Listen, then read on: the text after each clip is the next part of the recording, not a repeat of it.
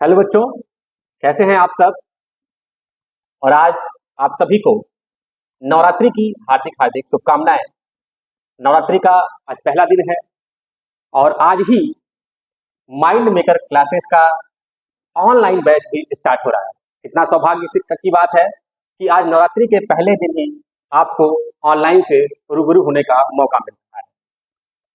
Mind maker classes offline batch भी चलता है, लेकिन आज हम लोगों ने डिसाइड किया आज से हम लोग ऑनलाइन क्लासेस में भी आएंगे और उन बच्चों तक पहुंचेंगे जो यहाँ तक नहीं पहुंच पाते हैं, क्योंकि जहाँ से ये क्लास रिकॉर्ड की जा रही है ये ग्रामीण अंचल है। यहाँ के बच्चे अभी थोड़े पिछड़े हैं। उन तक पहुंच बनाने के लिए हम लोग ऑनलाइन क्लासेस आज से स्टार्ट कर रहे हैं और आप लोग की शुभकामनाएं अगर रही तो क्लासेस अनवरत चलती रहेंगी। तो इस क्लास को स्टार्ट करने से पहले मैं बताना चाहूंगा कि अभी जो क्लास स्टार्ट होगा, जैसा कि आप लोग जानते हैं कि जीएस का खंड किसी भी एग्जाम में जीएस का भी एक अच्छा रोल होता है। मैथ, रीजनिंग, जीएस और कंप्यूटर, हिंदी, बहुत सारे सब्जेक्ट है जिनका रोल किसी भी कंपटीशन के एग्जाम में होता है। उसी में सबसे अच्छा रोल होता है जीएस का और उसकी क्लासेस आज से मैं स्टार्ट कर रहा हूँ। और इस जीएस की क्लास में आप लोग में प्रचलित एक किताब है जिसका नाम है लूसेंट, जो सब लोग जानते होंगे, बचपन से ही उसका नाम सुना होगा। उसका आकार भी अब चेंज हो गया है, पहले वो छोटी सी आती थी और आज के डेट में देखा जाए आज वही लूसेंट काफी बड़ी हो चुकी है। वो पतली सी बुक है जिसका उपयोग हम छोटे से एग्जाम से लेके बड़े एग्जाम तक करते हैं। इतना फैक्चुअल डेटा है उसमें कि जो कहीं ना कहीं हर एग्जाम में, चाहे यूपीएससी का एग्जाम हो, चाहे यूपीपीसीएस का एग्जाम हो, या किसी भी स्टेट लेवल का पीसीएस हो, या वनडे एग्जामिनेशन है, रेलवे एग्जामिनेशन है, सब में लूसेंट का रोल है बहुत ही अच्छा है। तो आप तक उस एक्चुअली क्या है कि लूसेंट पढ़ने का तरीका हमें पता नहीं होता। हर बार हम जब स्टार्ट करते हैं लूसेंट, मैं खुद भी जब पहले पढ़ता था तो लूसेंट जब यूज करता था तो लूसेंट का पहला पेज खोलता था, 10 15 20 पेज पढ़ता था, फिर 2 दिन बाद लगता था पुराना भूल गया, फिर से पहले पेज से स्टार्ट होता था। तो लूसेंट पढ़ने का तरीका बदलना होगा और उसी लूसेंट की सीरीज को लेकर आज आपके पास हम आए हैं। इस ऑनलाइन बैच में लूसेंट का एक सीरीज बनेगा जिसमें जो जो टॉपिक होगा उस टॉपिक को थोड़ा डिटेल में समझाया जाएगा, क्योंकि बच्चों अगर किसी चीज को अगर डिटेल में पढ़ते हो, उसको एलुबरेट करके पढ़ते हो, जो फैक्चुअल डेटा है वो भी क्या होता है आपको याद हो जाता है। इसी मुहिम को आगे ले जाएंगे और लूसेंट की सीरीज आगे चलेगी। और लूसेंट में पहला जो अध्याय है, पहला सेगमेंट है जीएस का, वो है इतिहास। तो आज हम बात करेंगे इतिहास की। थोड़े में राइटिंग पे आप लोग मत जाइएगा, फैक्ट पे जाइएगा, डेटा पे जाइएगा, मेरे समझाने के तरीके पे जाइएगा, क्योंकि राइटिंग बहुत अच्छी नहीं है। आप तक बस पहुंच जाए इतिहास लिखा हुआ, वही मेरे लिए बहुत काफी है। तो बच्चों, तो सबसे पहला सेगमेंट इतिहास है और इतिहास भी कई पार्टों में बटा हुआ है, प्राचीन भारत, मध्यकालीन भारत और आधुनिक भारत में। तो शुरू करेंगे हम प्राचीन भारत से स्टार्ट करेंगे और हर एक सब्जेक्ट का वीडियो हर एक सीरीज के माध्यम से आप तक पहुंचेगा। कुछ वीडियो हम बनाएंगे, कुछ वीडियो और सर बनाएंगे, जैसे पॉलिटी है, बायोलॉजी है, साइंस है और आपका इकोनॉमिक्स है। हो सकता है अलग अलग अध्यापक उसके लिए उपलब्ध हों और उनके माध्यम से आप तक पहुंचेंगे। लेकिन सबसे पहले आज हम स्टार्ट कर रहे हैं प्राचीन इतिहास, जो कि सबसे महत्वपूर्ण रोल वनडे एग्जामिनेशन में करता है। तो बात करें इतिहास की, तो इतिहास में हम बात करेंगे पहले भारतीय इतिहास। भारतीय इतिहास या इसे कह सकते हैं भारत का इतिहास। ये जो भारत का इतिहास है को स्टार्ट करने से पहले हम बताना चाहेंगे कि हमारे देश को भारत क्यों कहते हैं। आखिर कैसे पता चला कि जिस देश में हम रहते हैं उसका नाम भारत है। तो बहुत सारे महाकाव्य हैं और पुराण है जिनमें भारत को भारतवर्ष की संज्ञा दी गई। भारत को भारत वर्ष की संज्ञा दी गई और इन्हीं पुराणों में लिखा है भारतवर्ष अर्थात भारत का देश। ठीक है, तो बहुत सौभाग्य है कि हमारी जो संस्कृति है काफी बढ़ी हुई है और भारतवर्ष मतलब भारत का देश हमारे महाकाव्यों और पुराणों में लिखा है। आप कहेंगे सर ये महाकाव्य क्या होता है और ये पुराण क्या होता है, क्योंकि बेसिक से स्टार्ट करना है। जब आप लूसेंट पढ़ेंगे तो उसमें ये लिखा नहीं होगा कि महाकाव्य क्या है पुराण क्या है, तो जानना जरूरी है कि महाकाव्य किसे कहते हैं। एक्चुअल में जो महाकाव्य है वो एक विस्तृत काव्य है जो संस्कृत भाषा में लिखा गया है। क्या है? संस्कृत भाषा में। ठीक है, आखिर महाकाव्यों में लिखा क्या जाता है, आखिर महाकाव्य क्या है, क्यों इसका उपयोग आया? तो इसमें क्या होता है, श्लोकों के माध्यम से इस पूरे महाकाव्य का वर्णन किया गया है और ये महाकाव्य किसी ऋषि के द्वारा, किसी रचयिता के द्वारा लिखा जाता था। और किसके लिए लिखा जाता था? तो किसी राजा की वीरता, किसके लिए लिखा जाता था? राजा की वीरता, किसी राजा के द्वारा किए गए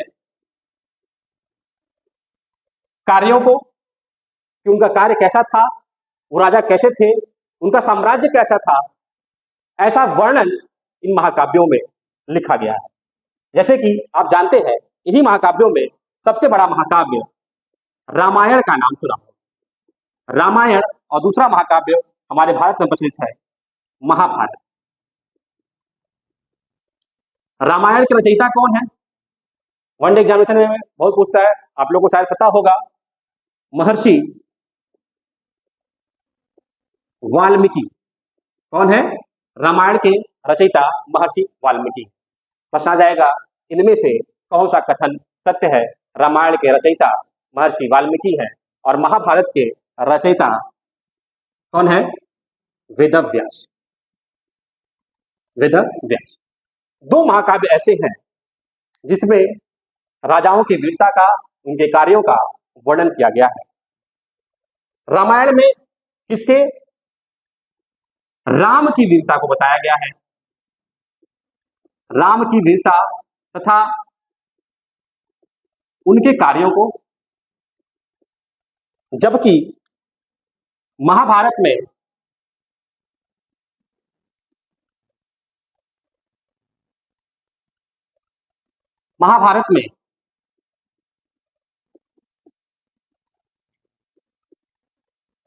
पांडव व कौरवों के युद्ध का वर्णन किया गया है। तो दो महाकाव्य प्रचलित हैं जो सब लोग जानते हैं और हमारा धरोहर है, हमारी संस्कृति है और इसको हमें जानना है। और इन्हीं महाकाव्यों में भारत का नाम भारतवर्ष रखा गया। अब प्रश्न आता है कि सर बहुत से विद्वान आए अब भारत को अलग अलग नामों से जानते हैं, इस भारतवर्ष को अलग अलग नामों से जानते हैं, तो वो कौन कौन से नाम है? आप जानते हैं कि हमारे यहाँ यूनानी आए थे और यूनानियों ने भारत को इंडिया नाम से संबोधित किया। क्या किया? इंडिया के नाम से संबोधित किया। मध्यकाल में मुस्लिम शासक आते हैं और उसमें जो विद्वान थे भारत को हिंद या हिंदुस्तान के नाम से इसका वर्णन किया। तो भारत वास्तव में भारतवर्ष, भारत का देश, इंडिया, हिंद या हिंदुस्तान के नाम से जाना जाता है। इन्हीं पुराणों में भारत को सोने की चिड़िया का भी संज्ञा दी जाती है। ठीक है, अब आता है सर महाकाव्य तो हो गया, आपने एक शब्द बोला पुराण क्या है? पुराण क्या है?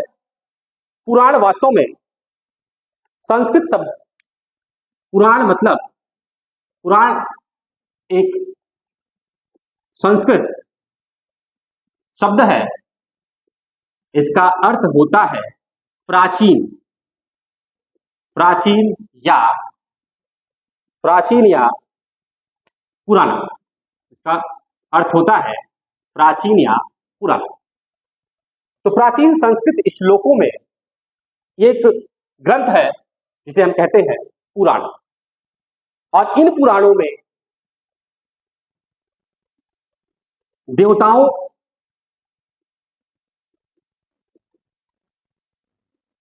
सृष्टि की रचना, सृष्टि की रचना कैसी हुई, देवताओं की स्तुति, राजाओं आदि के विभिन्न पहलुओं को, विभिन्न पहलुओं का वर्णन। तो जो पुराण है ये संस्कृत भाषा में लिखा गया है, इसका मतलब होता है प्राचीन, और इसमें श्लोकों के माध्यम से देवताओं और सृष्टि की रचना कैसे हुई है और राजाओं आदि के विभिन्न पहलुओं का वर्णन किया जाता है। और इन पुराणों में महत्वपूर्ण पुराण है, जैसे गरुड़ पुराण का नाम सुने होंगे, बहुत सारे पुराण हैं। तो इनके माध्यम से भी हम जानते हैं कि भारत के इतिहास का वर्णन इन धार्मिक ग्रंथों और पुराणों में किया गया है। अब आते हैं हम, यहां तक आप लोग को समझ में आ चुका होगा कि आखिर भारत को भारतवर्ष क्यों कहते हैं, और जो महाकाव्य है और पुराण क्या होता है, इसकी समझ आप तक पहुंच गई होगी। आते हैं हम, अब स्टार्ट करते हैं जिस चीज के लिए आज की कक्षा स्टार्ट हो रही है, वो है भारत का इतिहास। क्या है? भारत का इतिहास। भारत का इतिहास।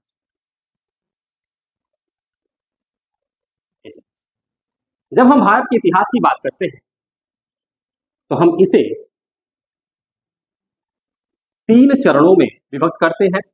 पहला है प्राचीन भारत का इतिहास,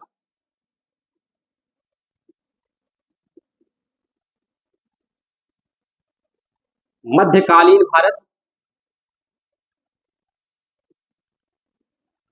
मध्यकालीन भारत और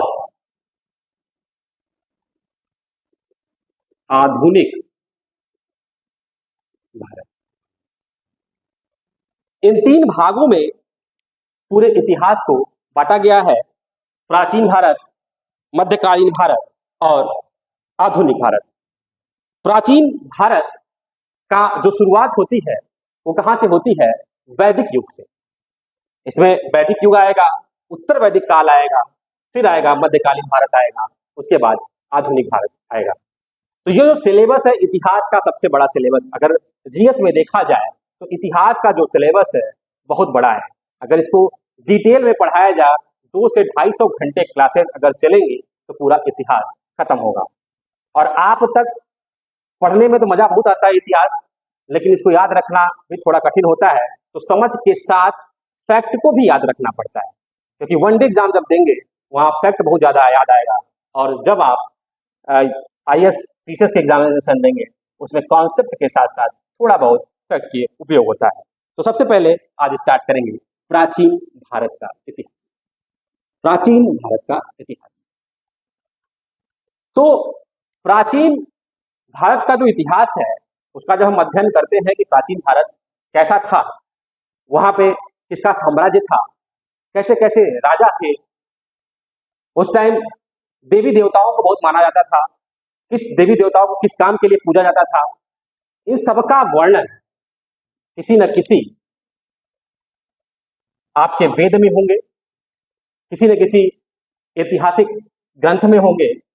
और कुछ जो है यात्री थे, जो विदेशी यात्री थे, वो भारत को घूमने आते थे, तो अपने जो घूमने का वृत्तांत है वो किसी न किसी पुस्तक में लिखते थे, और उनके पुस्तकों के माध्यम से पढ़ने पता चलता है तो उस समय का जो भारत था वो कैसा था। उसके बाद सबसे लास्ट में आता है पुरातात्विक साक्ष्य। पुरातात्विक विभाग आया और पुरातात्विक विभाग ने कुछ खुदाई की। अब खुदाई में बहुत सारे मन के, बहुत सारे सिक्के, उस समय की जो इमारतें थी उनका भी अवशेष मिला, जिसे हम लोग याद कर पाते हैं कि उस समय कैसा प्राचीन समय था, वहाँ के लोग कैसे थे, किस देवी देवता की पूजा करते थे, और ये आगे कैसे बढ़ा और कैसे आधुनिक मानव वहाँ तक पहुँचा, और उसके बाद हम आधुनिक भारत तक धीरे धीरे इसी के क्रम में पहुँचते रहेंगे। तो प्राचीन भारत को जानने के लिए 4 स्रोत हैं। पहला है धर्म ग्रंथ, धर्म ग्रंथ। दूसरा ऐतिहासिक, ऐतिहासिक ग्रंथ। तीसरा है विदेशियों का विवरण, विदेशियों का विवरण। और चौथा है पूरा तात्विक साक्ष्य। ये 4 ऐसे साधन हैं जिनके माध्यम से हम क्या करते हैं, प्राचीन इतिहास के बारे में जानते हैं। तो आज जो स्टार्ट होगा वो है, आज बात जो करेंगे, आज पढ़ाई करेंगे धर्म ग्रंथ और ऐतिहासिक ग्रंथों में प्राचीन इतिहास को क्या बताया गया, कैसे कैसे लोग थे, इसके बारे में बात करेंगे। जब अगली क्लास होगी तो उसमें विदेशियों का जो विवरण था, जो पुरातात्विक साक्ष्य हैं, उसके माध्यम से कैसे ज्ञात किए कि भारतवर्ष था, वहाँ के राजा ये थे, जो शासक थे उनका पराक्रम कितना था, उसके बारे में हम इनके माध्यम से भी जानेंगे। क्योंकि विदेशियों के द्वारा जो विवरण, जो वृत्तांत है, किसी न किसी, जैसे मेगास्थनीज की इंडिका में भी भारत का वर्णन किया गया है, तो उसमें भी हम जानेंगे कि कैसे क्या लिखा था, भारत को क्या कहते थे, तो उसके बारे में अगली क्लास में पढ़ेंगे। लेकिन आज हम जानेंगे धर्म ग्रंथ और ऐतिहासिक ग्रंथों के माध्यम से प्राचीन इतिहास का विवरण। तो धर्म ग्रंथ एवं ऐतिहासिक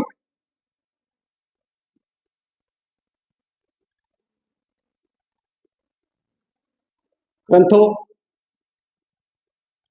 के माध्यम से प्राचीन भारत का विवरण, या प्राचीन भारत को जानने का जो स्रोत है वो धर्म ग्रंथ है और ऐतिहासिक ग्रंथ। तो इसमें सबसे पहले हम बात करेंगे वेदों की। वेद जो है भारतीय संस्कृति में सबसे बड़े, सबसे पुराना ग्रंथ है, और इसको हम 4 भागों में विभक्त करते हैं। तो पहला वेद है ऋग्वेद, दूसरा है यजुर्वेद, तीसरा है सामवेद, और चौथा है अथर्ववेद। अथर्ववेद, हिंदी का भी बहुत महत्व है, थोड़ी सी गलती हो जाएगी, हिंदी के शब्द गलत हो जाते हैं, और बहुत सारे एग्जाम में हिंदी बहुत महत्वपूर्ण होता है। तो ऋग्वेद, यजुर्वेद, सामवेद और अथर्ववेद 4 ऐसे वेद हैं जिनमें प्राचीन इतिहासों का वर्णन है, बड़े बड़े राजाओं का वर्णन है, उनके कार्यों का वर्णन है, उनके वीरता का वर्णन है, उनके साम्राज्य का वर्णन है, और वो लोग कैसे इस भारत को सोने की चिड़िया बनाते हैं, उसका भी वर्णन है। तो बात करेंगे ऋग्वेद की। सबसे पहले बात करेंगे हम लोग ऋग्वेद की। आखिर ऋग्वेद इतना महत्वपूर्ण क्यों है? क्योंकि वेदों की बात करें तो सबसे प्राचीन वेद हमारा क्या है? ऋग्वेद। तो कुछ विशेषताएं होंगी ऋग्वेद की।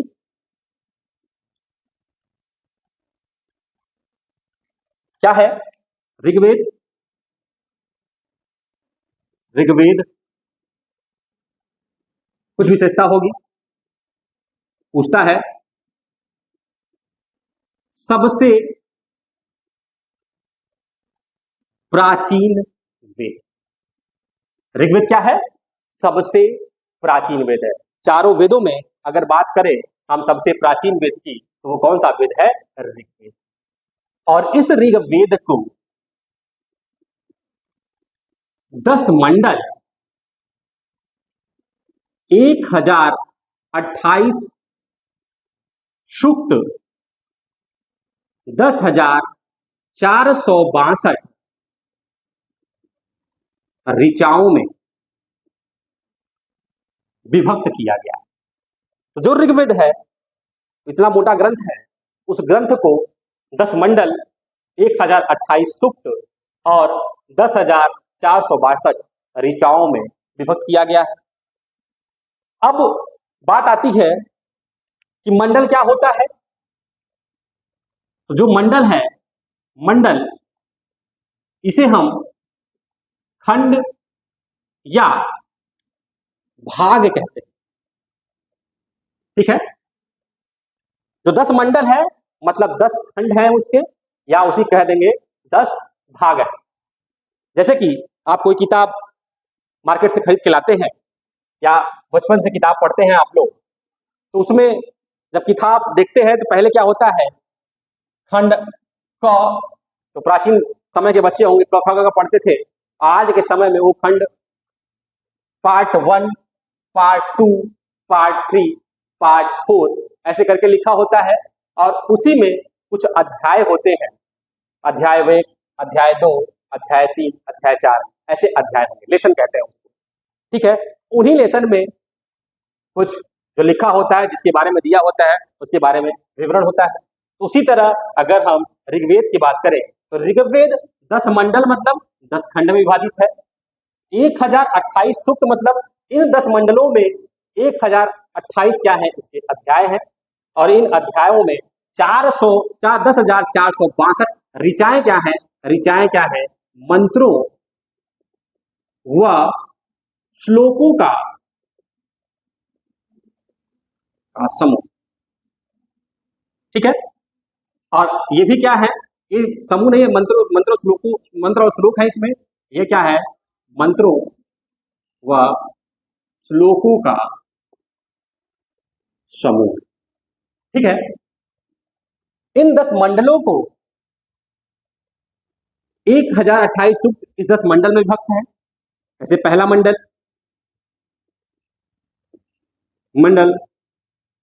इसमें 191 है। दूसरा मंडल लगभग इसमें 62 है। इसी तरह करते करते 10वां मंडल आता है, उसमें कितने हैं? 191। एक प्रश्न पूछता है, कभी कभी पूछ लेगा आज के डेट में, क्योंकि प्रश्नों का अंबार है और जो टफनेस है एग्जामिनेशन की बढ़ती चली जा रही है। क्वेश्चन कहां से पूछ दे हमें खुद नहीं ज्ञात होता है। हम लोग इंपॉर्टेंट देख के पढ़ के जाते हैं, जब पेपर में बैठते हैं तो क्वेश्चन कहीं से भी आ जाते हैं, तो हम उस क्वेश्चन को गलत कर जाते हैं। तो ऋग्वेद में जो पहला मंडल से लेके 10वां मंडल है, तो पूछ देता है कौन कौन से ऐसे मंडल हैं जिसमें सूक्तों की संख्या बराबर है। तो पहला और 10वां मंडल ऐसे मंडल हैं जिनमें सूक्त कितने हैं? 191 और 191। आज गर्मी बहुत ज्यादा है और माँ नवरात्रि का पहला दिन है, तो आसपास शोर दिखाई दे रहा है, तो इसका भी लाभ लीजिए। आपको आवाज आ रही होगी भक्ति गानों की, तो भक्ति गानों पर ध्यान तो थोड़ा दीजिए, लेकिन सबसे पहले जो पढ़ाया जा रहा है उस पर ज्यादा ध्यान देने की जरूरत है। ठीक है, तो इस 1028 सूक्तों को 10 मंडल में बांटा गया है। पहला और 10वां मंडल ऐसा मंडल है जिसमें 191 सूक्त है। प्रश्नों में कभी कभी पूछता है कि इस मंडल में क्या लिखा है। कुछ महत्वपूर्ण मंडल है जिसमें बहुत ही इंपॉर्टेंट है एग्जामिनेशन के दृष्टिकोण से।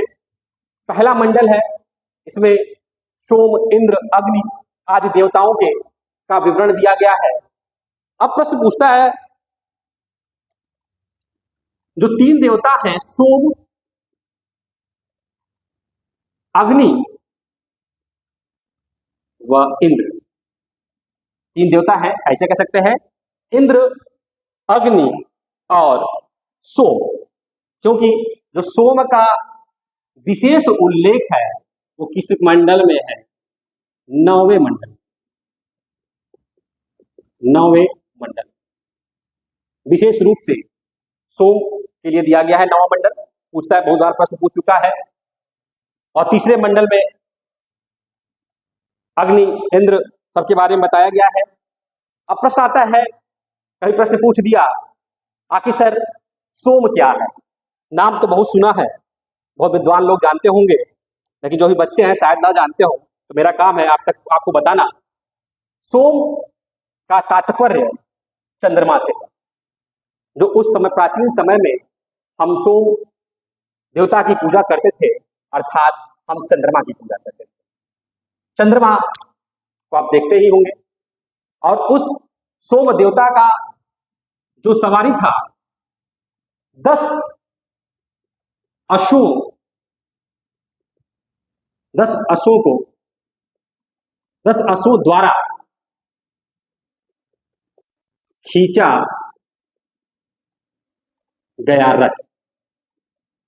तो जो हमारे चंद्रदेव थे वो 10 अश्वों 10 सफेद अश्व थे, उनके द्वारा खींचे गए रथ से चलते थे। कभी कभी दादी नानी जब हम रात में कभी सोते थे छत पे, तो चंद्रमा को जब देखते थे तो उस पे विभिन्न आकृतियां दिखती थी। तो हमें याद है हमारी दादी नानी लोग कहते थे, बेटा वो कोई और नहीं है, वो चंद्र भगवान जो है वो अपने 10 अश्वों के साथ सवारी कर रहे हैं, अपने रथ में सवारी कर रहे हैं। तो 10 रथ वही थे जो सोम देवता का सवारी था। और सोम जो देवता है उनके बारे में थोड़ा और डिटेल में जानेंगे।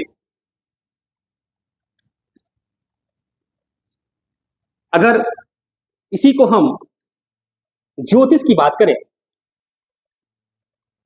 तो ज्योतिष विद्या सोम मतलब चंद्र या चंद्रमा, ठीक है, चंद्र देवता। और इस चंद्र को ज्योतिष में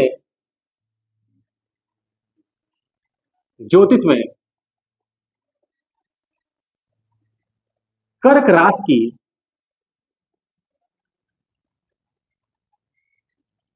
राशि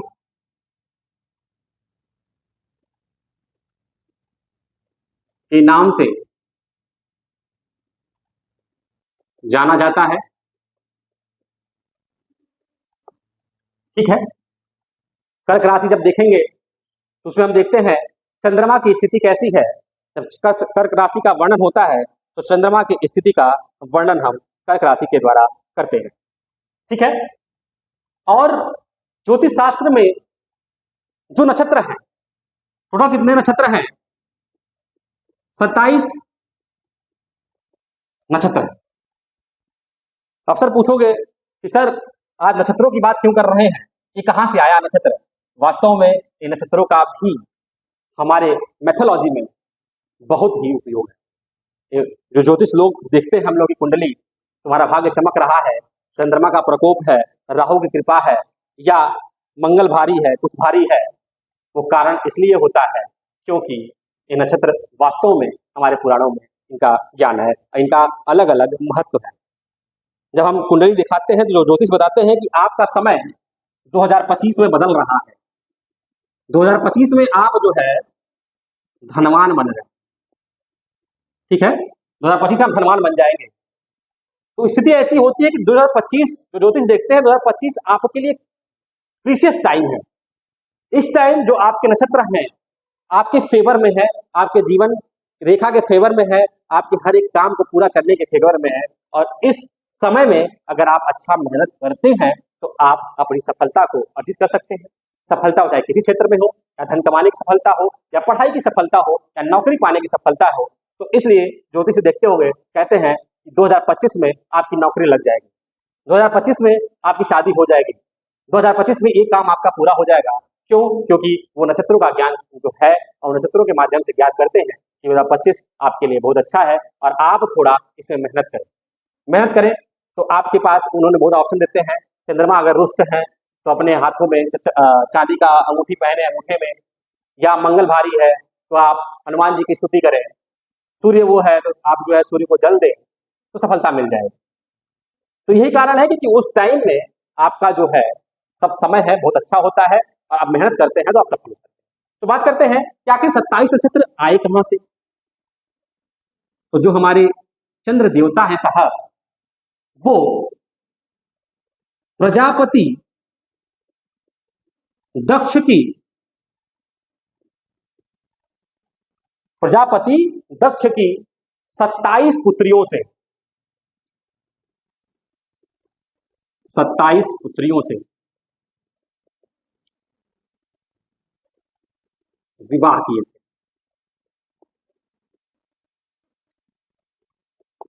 अगर वर्तमान समय में देखा जाएगा 27 से शादी कर लिया जाए तो हिंदू मैरिज एक्ट जो है हमें जेल कर देगा। और उस समय हमारे देवता लोग 27 शादियां कर लेते थे। तो इसमें नहीं जाना है, बहुत लोगों को आहत हो जाएगा बात करने पे। तो 27 नक्षत्र मतलब प्रजापति दक्ष की 27 पुत्रियों का वर्णन है जिनका विवाह चंद्रदेव से हुआ था, अर्थात सोम से हुआ था। ठीक है। इन 27 नक्षत्रों में रोहिणी नक्षत्र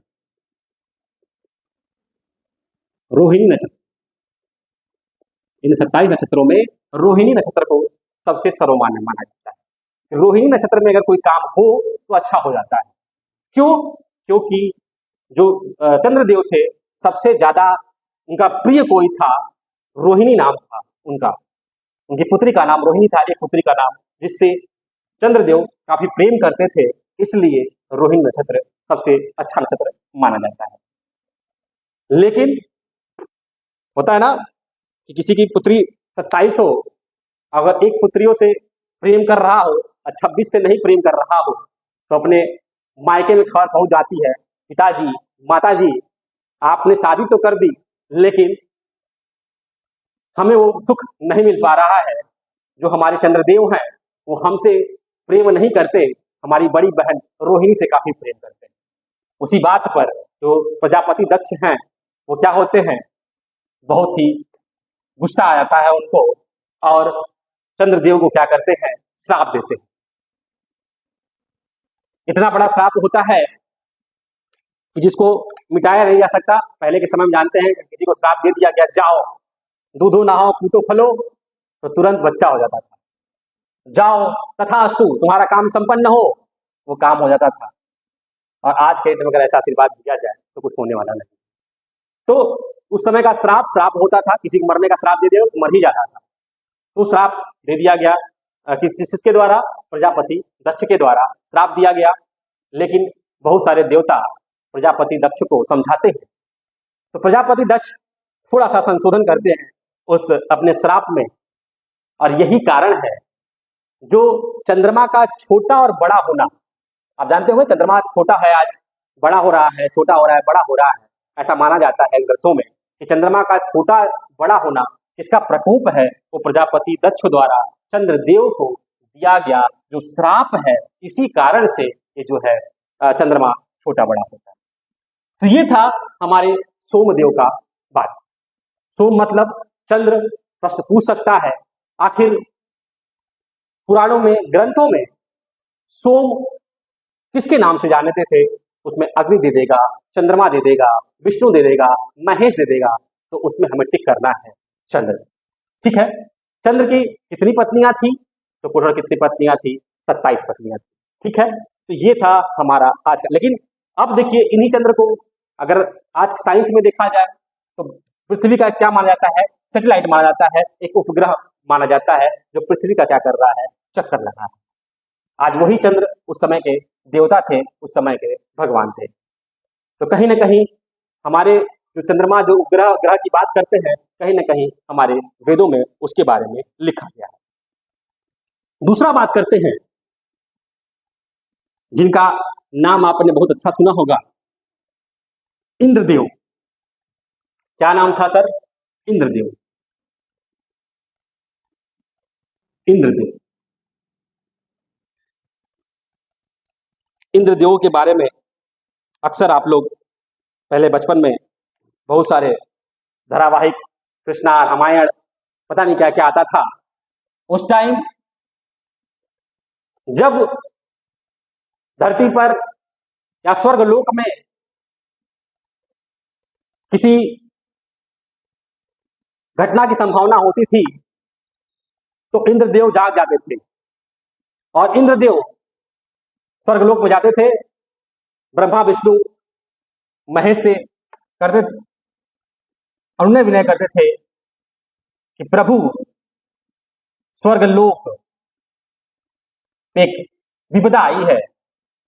जब भी कोई राक्षस किसी देवता का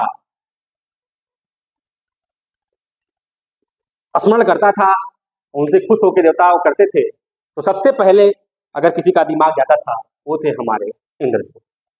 तो इंद्रदेव को स्वर्ग का रक्षक कहा जाता है। इंद्रदेव को स्वर्ग का रक्षक कहा जाता है और इन्हीं इंद्रदेव को देवताओं का राजा भी कहा जाता है।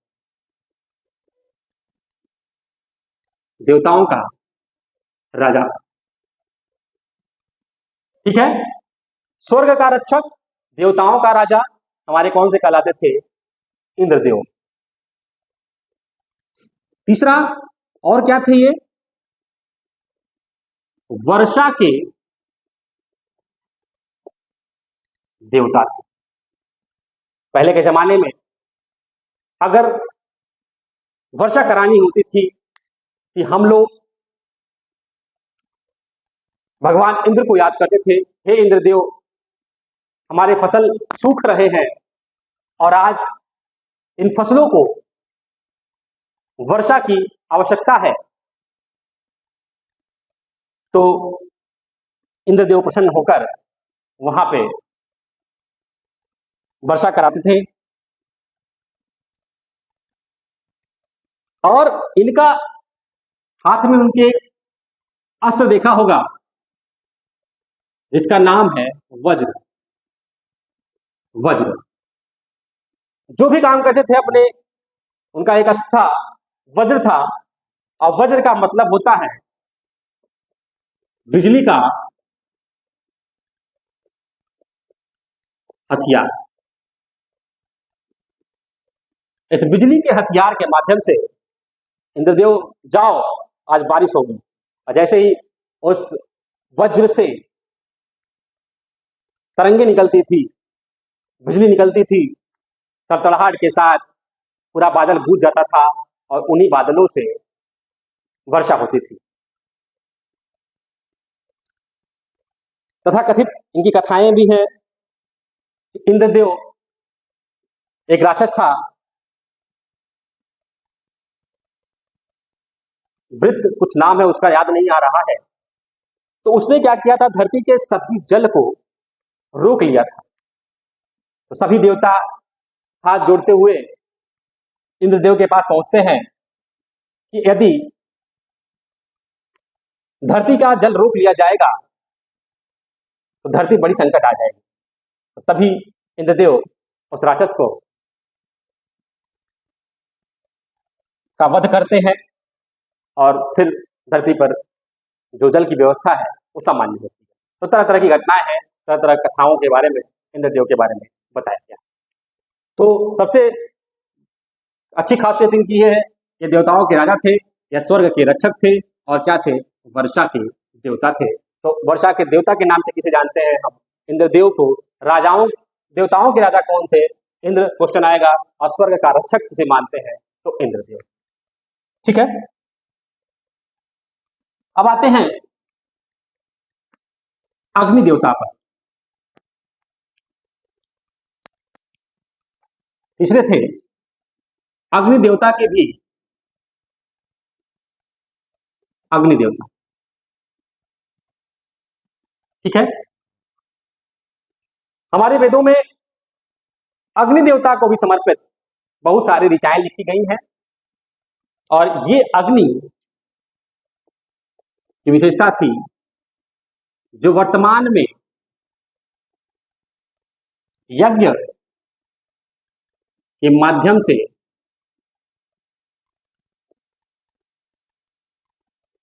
देवताओं तक संदेशों को पहुंचाना।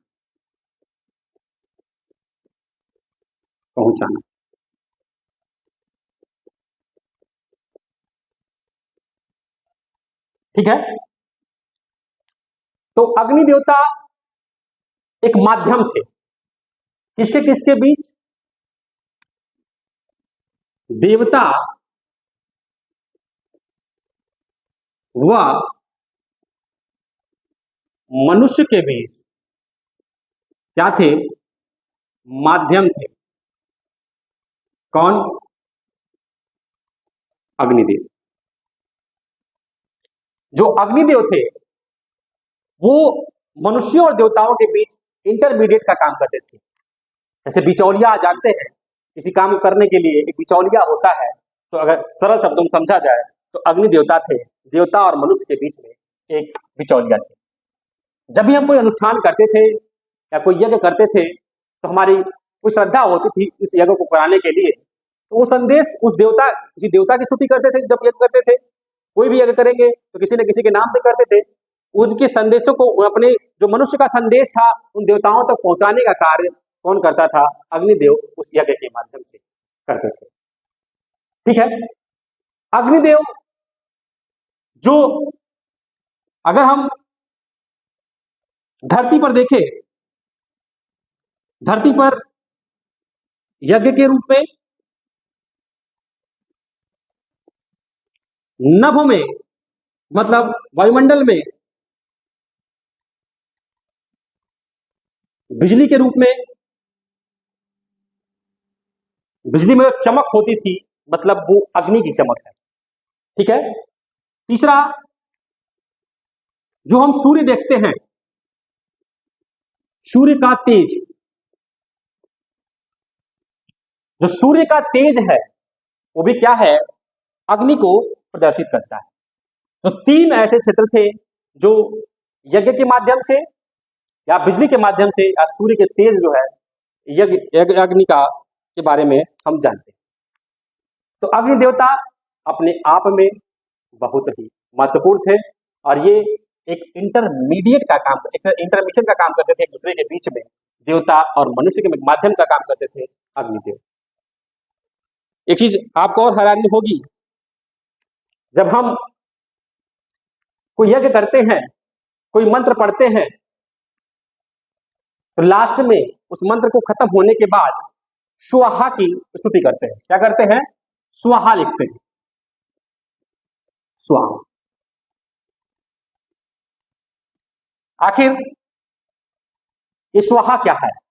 आखिर स्वाहा क्यों बोलते हैं? तो बता दूं, ये स्वाहा अग्निदेव की पत्नी का नाम।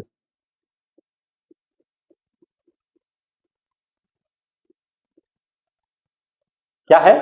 ये स्वाहा जो है अग्निदेव की पत्नी का नाम। ठीक है, एक प्रश्न आता है, अग्निदेव की सवारी क्या थी? अग्निदेव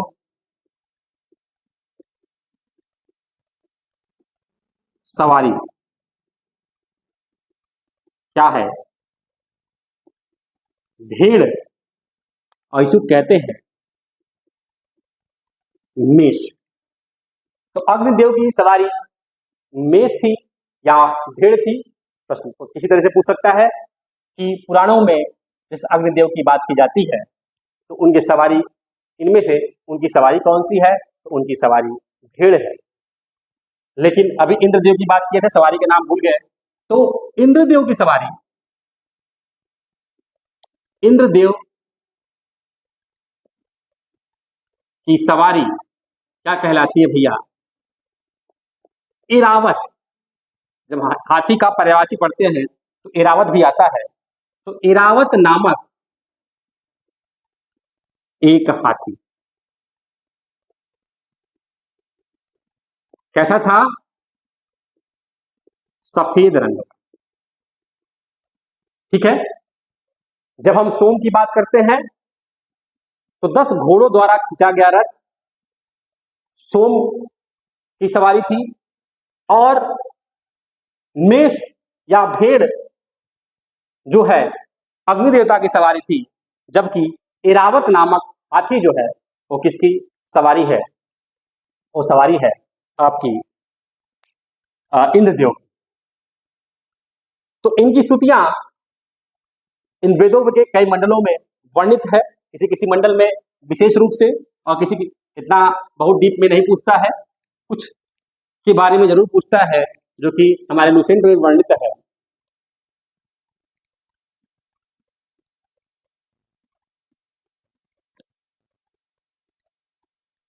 पूछता है ऋग्वेद का जो पाठ करता है, तो ऋग्वेद पाठ्यकर्ता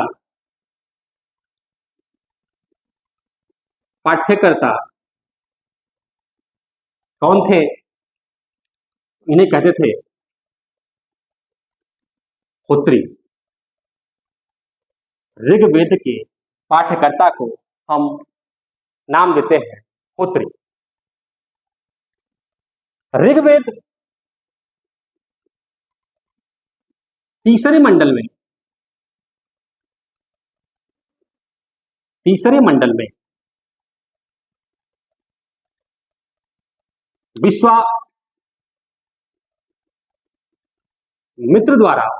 वशिष्ठ विश्वामित्र द्वारा रचित ऋचाओं के द्वारा सविता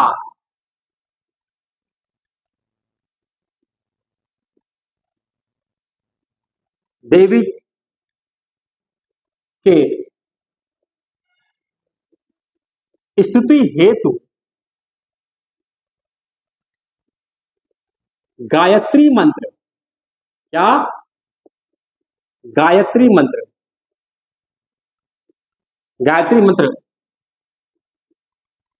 का उल्लेख किया गया। ठीक है, तो इन 10 मंडल में तीसरे मंडल में विश्वामित्र द्वारा रचित सावित्री देवी को समर्पित जो स्तुति है गायत्री मंत्र का उल्लेख किया गया है। इसी तरह महत्वपूर्ण है 9वां मंडल, ऐसे कहते हैं 9वां मंडल, इसमें सोम देवता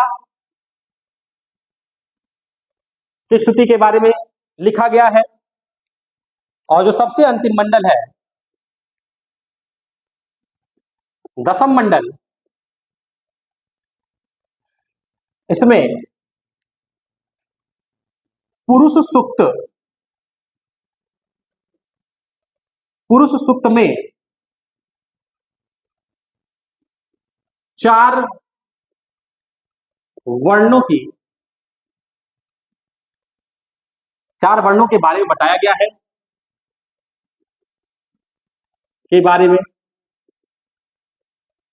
वो 4 वर्ण कौन कौन से थे? ब्राह्मण,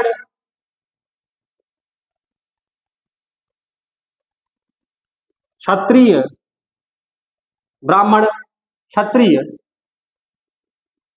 वैश्य और शूद्र।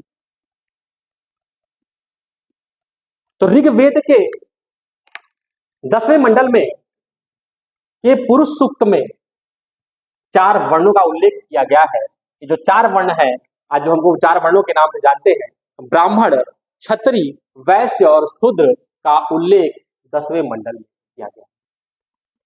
उनका मानना है कि जो ब्राह्मण है, देवता के मुख से, ब्रह्मा के मुख से, उनके भुजाओं से क्षत्रिय का उद्भव हुआ है, जंघाओं से वैश्य का उद्भव हुआ है और शूद्र का जो उद्भव हुआ है वो उनके चरणों से हुआ है।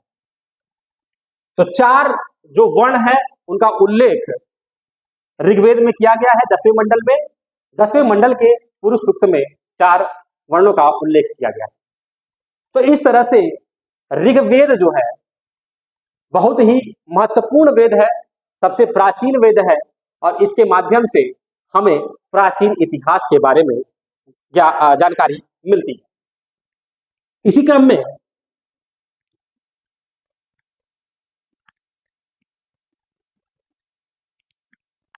और वेदों पे आते हैं। यजुर्वेद, यजुर्वेद, यजुर्वेद, यजुर्वेद जो है दूसरा वेद है और इसमें हमें अनुष्ठानों का उल्लेख मिलता है। इसकी विशेषता क्या है? अनुष्ठानों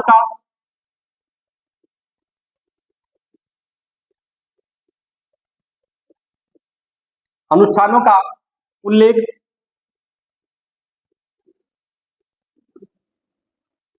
कर्मकांडों का उल्लेख, कर्मकांडों का उल्लेख,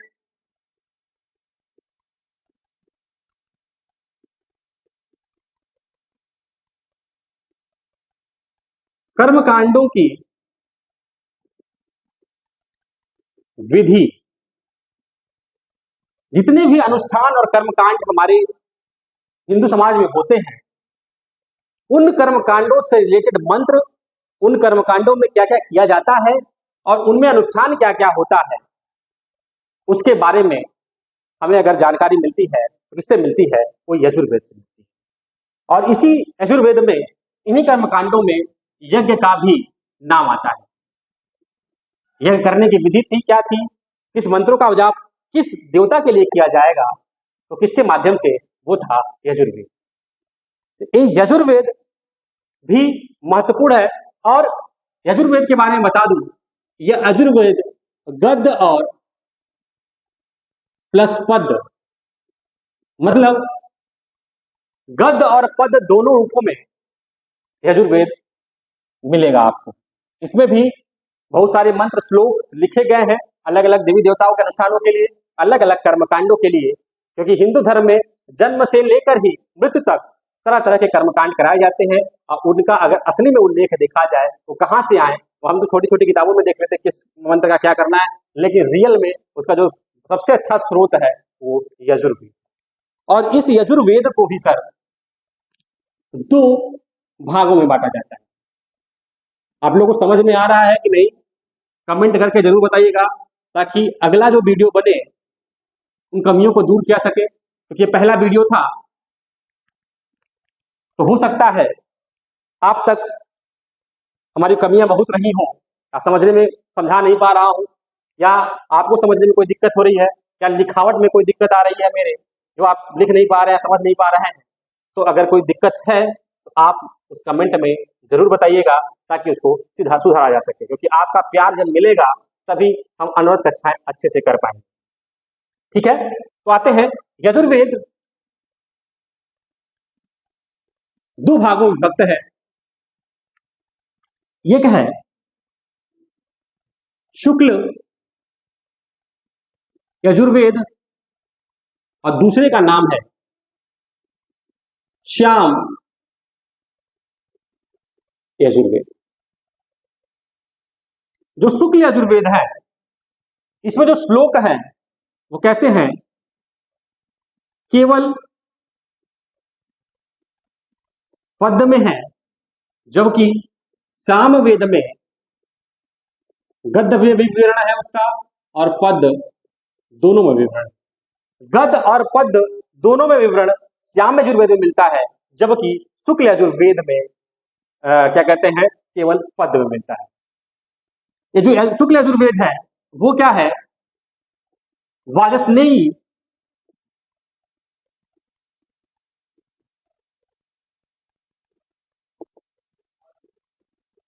संहिता, कमेंट में बताइएगा कि वाजस्नेयी संहिता क्या है। श्याम यजुर्वेद तैत्तिरीय संहिता। ये दोनों के बारे में आप लोग कमेंट में बताइएगा, नहीं समझ में आएगा तो मैं बाद में बताऊंगा, ठीक है। तो शुक्ल यजुर्वेद का जो उल्लेख है वाजपेयी संहिता में और श्याम यजुर्वेद का तैत्तिरीय संहिता में इसका उल्लेख है। इसे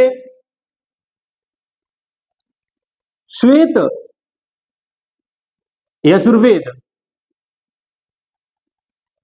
भी कहते हैं और श्याम को श्याम यजुर्वेद कहते हैं। इस तरह से यजुर्वेद को दो भागों में, शुक्ल यजुर्वेद और दूसरा क्या है, श्याम यजुर्वेद। प्रश्न पूछेगा कि यजुर्वेद को किन दो भागों में बांटा जाता है, तो वो है शुक्ल यजुर्वेद और श्याम यजुर्वेद। ठीक है, यहां तक क्लियर है आप लोगों को? चलिए ठीक है, आगे बढ़ते हैं। अब पूछता है कि जो यजुर्वेद के पाठ्यकर्ता थे, यजुर्वेद के जो पाठ्यकर्ता हैं, उन्हें क्या कहा जाता है? तो उन्हें कहा जाता है उद्रात। क्या है? उद्रात कहते हैं। जो इसका पाठ करते थे यजुर्वेद का, उसे क्या कहते थे हम लोग? उद्राती कहते हैं। ठीक है, अब आते हैं हम अगला जो हमारा वेद है उसका नाम है सामवेद, सामवेद। ये तीसरा वेद है। क्लास लंबी हो रही है लेकिन आज वेदों की जो है चीजें खत्म करेंगे तभी आगे बढ़ेंगे। आज वेद तक ही चलते हैं। तो सामवेद, तो साम का मतलब होता है सर गायन या संगीत। ठीक है, इसके नाम से ही मतलब समझ में आ गया, गायन या संगीत। तो सामवेद में क्या होगा? पूरा का पूरा किसमें है? पद में है, और इसमें संगीत और गायन का उल्लेख मिलता है। जैसे गायन की विधियां,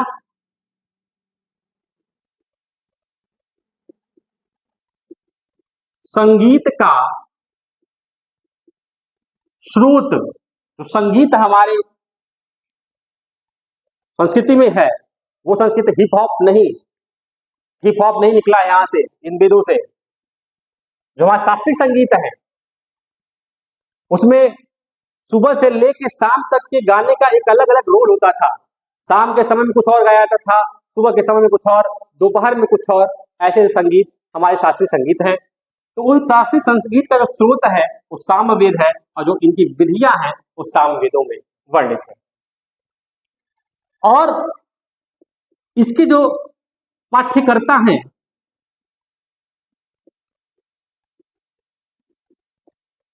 उन्हें कहते हैं अथर्ववेद। तो सामवेद के पाठ्यकर्ता अथर्ववेद। ठीक है, तो गायन की विधा, संगीत का स्रोत इसमें आएगा, सामवेद में है। और जितने भी संगीत का उल्लेख हमको वेदों में मिलता है वो कहाँ मिलेगा? सामवेद में। तो प्राचीन ग्रंथों में सामवेद भी हमारे भारतीय इतिहास को, भारतीय इतिहास जानने का मतलब ये नहीं कि बस भारत को जान लिया कि भारत क्या है। भारतीय इतिहास का मतलब है उसमें सामाजिक, आर्थिक, राजनीतिक सभी के बारे में जानना ही हमारा मेन काम होता था। तो जब हम जानते थे तो चार जो वेद हैं, इन चारों वेदों में हमारे सामाजिक, आर्थिक, सांस्कृतिक जीवन के बारे में उल्लेख मिलता है। इसलिए कहते हैं जो वेद हैं वो प्राचीन भारत के इतिहास के स्रोत माने जाते हैं। अब आता है, अब 5 मिनट और लगेगा, अभी क्लासेस समाप्त हो जाएंगी। थोड़ा सा सब्र और बनाइए, धैर्य रखिए। एक लास्ट वेद बचा है जिसका नाम है अथर्ववेद। क्या नाम है? अथर्ववेद। अथर्ववेद की विशेषता क्या है? सबसे नया वेद ठीक है। इस वेद के रचयिता रचयिता अथर्वा ऋषि कौन थे? अथर्वा ऋषि। ठीक है, इस वेद के रचयिता अथर्वा ऋषि थे। इसमें जादू टोना, वशीकरण,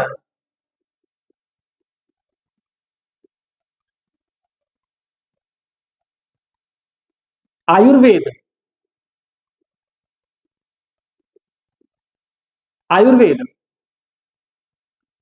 आदि के बारे में,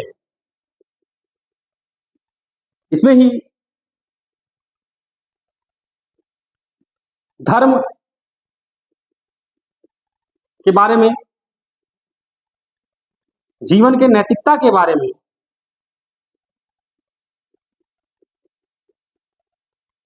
नैतिकता के बारे में उल्लेख जो है, जीवन को कैसे जिया जाए, जो हमारा स्वास्थ्य है। प्राचीन समय में एलोपैथ तो आया नहीं था, तो पहले हम आयुर्वेद पर जीता थे, तो हमारे स्वास्थ्य में मंत्रों के माध्यम से भी उपचार होता था। स्वास्थ्य का उपचार, कोई रोग होता था हमें तो मंत्रों के माध्यम से हमारा उपचार होता था। क्या समय था कि कोई मंत्र पढ़ दिया, किसी के सर में दर्द हो रहा है, एक मंत्र पढ़ दिया और उस मंत्र में बोला और उसका क्या हो गया, सर दर्द ठीक हो जाता है। आज सो कॉल्ड बहुत सारे बाबा भी लोग हैं, वो लोग भी इस तरह के मंत्रों के माध्यम से भूत भगाने और जादू टोना की बात करते हैं। तो मेरा मानना है उन पर विश्वास नहीं करना चाहिए, ऐसी कोई चीजें हैं नहीं, लेकिन मानने वाले मान सकते हैं, कोई बात नहीं। किसी को मानने न मानने से कोई फर्क नहीं पड़ता, वो आपका खुद का व्यू है कि किसको मानेंगे किसको नहीं मानेंगे, तो उसके पे नहीं जाते हैं। तो बात करते हैं अथर्ववेद की। तो अथर्ववेद किसके लिए था? जादू टोना, जो जादू टोना वशीकरण की बात करते हैं, उसमें किसके बारे किसमें लिखित है? वो अथर्ववेद में है। धर्म के बारे में जानकारी लेनी है, जीवन की नैतिकता को सीखना है, भारतीय संस्कृति के बारे में जानकारी लेनी है, तो हम बात करते थे अथर्ववेद। तो कहीं न कहीं देखा जाए तो हमारे प्राचीन भारत को जानने की जो सबसे बड़ा ग्रंथ है वो वेद है। अभी कुछ उपनिषद भी आएंगे, कुछ वेदांग आएंगे, अभी क्लास बहुत बड़ी हो जाएगी तो कल कुछ डिस्कस करेंगे उस पर। तो कुछ वेदांग आएंगे, कुछ वेद आज पढ़ लिए, तो कौन कौन से वेदांग है, कौन कौन से उपनिषद हैं। अच्छा, जो हमारे चंद्र देवता थे, हमारे इंद्र देवता थे, इंद्र को उर्वरता का भी देवता मानते थे। पेड़ पौधों को उर्वर बनाने का जब हम स्तुति करते थे, इंद्र देव का स्तुति करते थे। पहले का समय था कि भगवान को कोई काम करना होता तो हम भगवान को साक्षी मानते थे, वो समय था। और कितना अच्छा समय रहा होगा इसके बारे में कल्पना अगर किया जाए तो कितना अच्छा अनुभूति होती है। तो ये थी हमारी भारतीय संस्कृति, ये है हमारा भारतीय संस्कृति जो वेदों में लिखित है। उसके माध्यम से हम जानते थे कि प्राचीन भारत में हम कैसे थे, हमारी संस्कृति कैसे थी, कैसे कैसे राजा थे, उनका शासन कैसा था। और भी आगे जब पढ़ेंगे और भी जानेंगे तो बहुत महान महान राजाओं के बारे में सुनेंगे, वो क्या क्या करते थे। बौद्ध धर्म के बारे में जानेंगे, जैन धर्म के बारे में जानेंगे, जितने भी हिंदू मुस्लिम धर्म आ रहे हैं उसके बारे में जानेंगे। तब जानेंगे कि हम वास्तव में जो धर्म है, जो हम आज धर्म पर निरपेक्ष हैं या धर्म की बात करते हैं, धर्म के नाम पर लड़ते हैं, ऐसी चीजें पहले नहीं थी। वो आज हम लोग ने दकियानूसी सोच ने इसको बढ़ा दिया है। सभी धर्मों का अपना एक अलग अलग महत्व होता है, सभी धर्म के अलग अलग ग्रंथ लिखे गए हैं और उन ग्रंथों में अच्छी ही बातें कही गई हैं। लेकिन हम जैसे मानव लोग, मानव जो होता है सबसे महान प्राणी है, तो मानव कुछ भी सोच सकता है, किसी धर्म को कुछ भी बता देगा, किसी धर्म में लिखी गई बातों को गलत इंटरप्रेट करके उसको गलत संदेश दूसरों तक पहुंचाएगा। ये हमारी कला है, ठीक है। तो उस पर ध्यान नहीं देना है। वास्तव में भारतीय संस्कृति की देन है जो सर्वधर्म समभाव की बात करते हैं, वसुधैव कुटुंबकम की बात करते हैं, तो हमारे संस्कृत में लिखित है। कहीं न कहीं उस पे जो बात कही गई है हमारे वेदों में और पुराणों में बात कही गई। तो आज क्लास हम यहीं तक रखेंगे। लुसेंट की पहली सीरीज थी और इस माइंड मेकर क्लासेस की पहली ऑनलाइन क्लास थी और इस ऑनलाइन क्लास में आप लोगों को कैसा लगा, हो सकता है बस ऐसी जानकारियां थी केवल बच्चों तक ही सीमित ना रहे, ये बड़े बूढ़े सभी लोग देख सकते हैं। तो अगर आपको मेरा वीडियो बहुत अच्छा लग रहा हो, लगता है कि थोड़ी बहुत जानकारियां थी इसमें जो लोगों तक पहुंचा सकते हैं, तो आप इसको शेयर करिएगा, आप इसको लाइक करिएगा अगर पसंद आए तो। अगर इस पूरे वीडियो पहली वीडियो थी, इस वीडियो में आपको लगता है कि कोई त्रुटि रही हो मेरे द्वारा या मेरे लिखावट में कोई त्रुटि रही हो, लिखावट में बहुत त्रुटि होगी लेकिन उस पर इग्नोर करिएगा आप लोग, बस समझना जरूरी है। तो कुछ भी त्रुटि होगी या मेरी वॉइस अच्छी नहीं आ रही होगी, सर धीरे पढ़ाइएगा या ज्यादा जोर से पढ़ाइएगा, वे आप हमको बताएंगे कमेंट बॉक्स में कि अगर ऐसी दिक्कतें हैं तो उसको इम्प्रूव किया जाएगा और अनवरत ये क्लासेस चलती रहेंगी अगर आपका प्यार बना रहे। तो आज की क्लास यहीं खत्म करते हैं। धन्यवाद।